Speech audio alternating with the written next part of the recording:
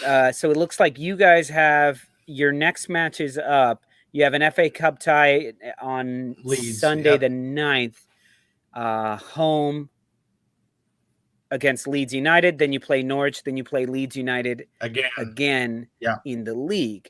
So our show has a lot of big Leeds United following. Oh, yeah. So what are your thoughts on that? Are you looking at this as like FA Cup? We should win this, and we will win this. What's more important, the win in the league or the win in the cup? Talk about that a little bit. And what do you see as the matchup issues that you may or may not have? So, if I'm not mistaken, Leeds historically, well, under Bielsa, do not take cup competitions very seriously. I don't know how accurate I am in saying that. I'm not a Leeds I fan. think they do. They just aren't very good at them. Because from my interaction with them, it sounded like they typically play like a B or a C team in them. And I know they're dealing with a ton of injuries right now, and potentially some COVID too. I'm not sure. If it really is a really weakened Leeds side, I would expect to beat them handily. They don't match up with us very well, I don't think. So we like to sit off of you and hit you on the counter attack and hit you with set pieces. Leeds to me seem to sorry, Ben. They want to, and Ben, I'm not picking on you. I hope you realize that. No, it was me. It was me. Purely from analytical standpoint, Leeds, they like to take the game to you. Respect to them. I love the way they play. I really like the way they play. But when you come up against West Ham, they like to sit off you and hit you on the break with Bowen, Benrahma, Fornals, Antonio. It doesn't usually end well, and that's what happened. Leeds took the lead in the previous league game, and we pegged them back. Bowen by fluky to own goal, I think it was, and then Antonio. We hit you guys on the counter. We shouldn't be hitting you guys on the counter in the 90th minute like we did. So, and Antonio scores a 94th minute winner, and that summed that game up. So, the cup game. To me, if my instincts are correct, and maybe these guys can correct me if I'm wrong, they're gonna rest a lot of their starting 11. I don't think we will, because this is one of the few weeks where we only have. Actually, it's not true anymore because the Norwich game got postponed, so we do have Norwich midweek. But I still think we're going to play a really strong side. That's a midweek game. Because we didn't have anything with that. Norwich game got postponed because of COVID, and went in the middle of the two Leeds games. So that's probably beneficial to Leeds, honestly. Yeah. This I have to agree. And so you're totally right about that. And Mr. Tom says right here, we're usually in a position where we need the league points or rest more than the cup run. Yeah. And is this that scenario? 100% it is. Yeah. Because they are so battered right now. They're so injured right now. And yes, they're playing West Ham in the FA Cup. So it seems like, oh man, we're up against West Ham. So we're in the thick of the FA Cup. But I just want to share with you right now what a shitty draw this is for both of you guys. Both. Because I just want to show you who everybody else has. Man City has Swindon Town, the musical. Yeah. Who do we have? Who's next? Burnley has Huddersfield. Crystal Palace has Millwall. The musical. Newcastle has Cambridge United. Sorry. Millwall Crystal Palace should be a tasty one as far as the police are concerned. I think that one could get lively. Okay, we'll see if they have any television cameras on it. Yeah. Leicester Watford, I guess, is the only one that's near. The only other one. That's the only other all Premier League tie. And I'm sorry to cut you off here, but in the League Cup, we drew Manchester City, Manchester United, and then Tottenham. I know. I mean, I know. And we beat the two Manchester teams. So it's like, what do you do? Crazy. Everton has Hull City. Yeah, Chelsea has Chesterfield. Yeah. Yeovil Town for Bournemouth. Southampton with Swansea.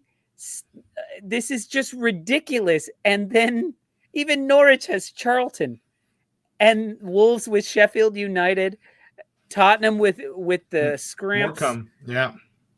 Liverpool with Shrewsbury. The Shrewsbury's taste like Shrewsbury's. I just watched that with my daughter. We have Nottingham Forest. So I can't wait to see how many of these Premier League teams lose. And you guys will just be like, y'all need to shut the fuck up. We had to run our asses off because you know what?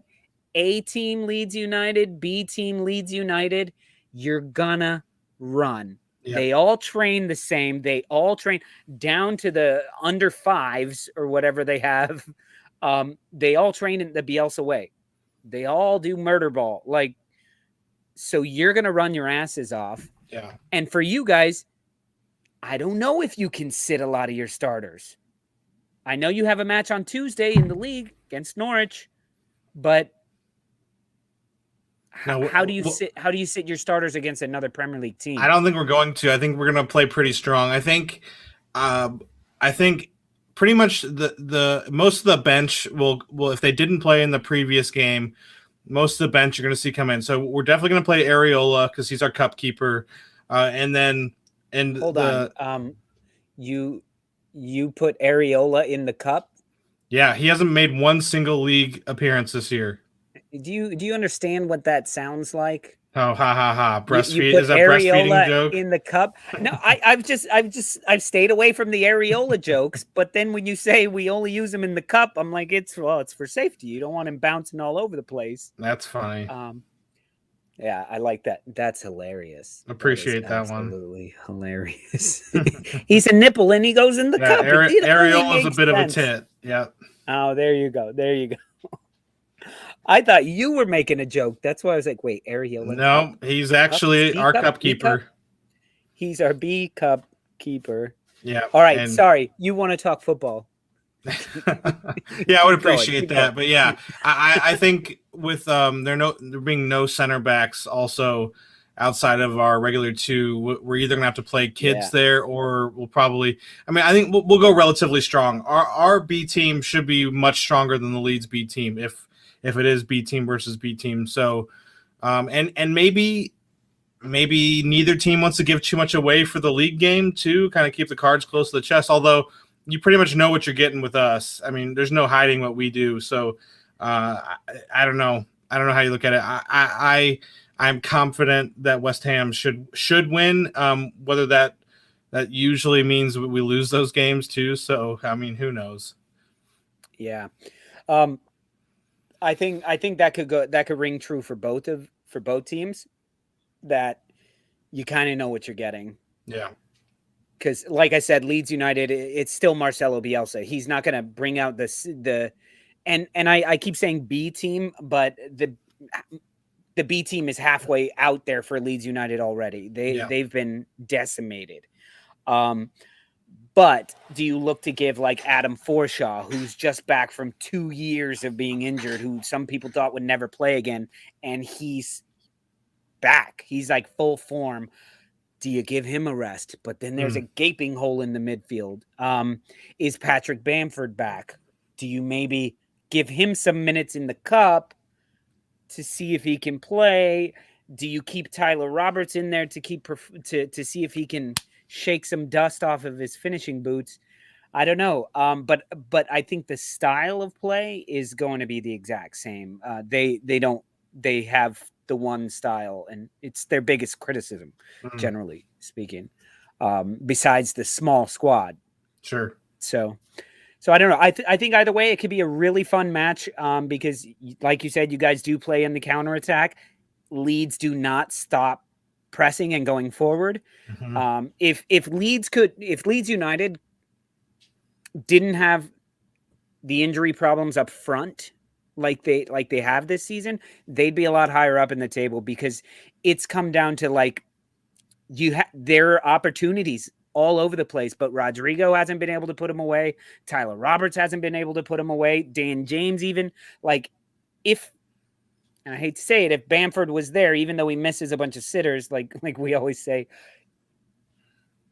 a lot of their games that they lost were 1-0 or they draw. And so that's fucking tough. It's like same thing for Wolves, I would say. Wolves defense is out of control. They've given up 2 goals in the last 8 matches.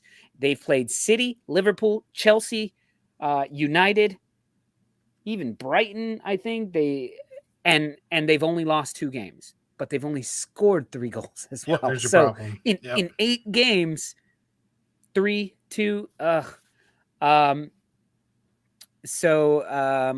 Yeah. Anyway, listen, Brawley, thank you so much for calling. We're going to be doing these shows more often. I see you, Ben, Arizona.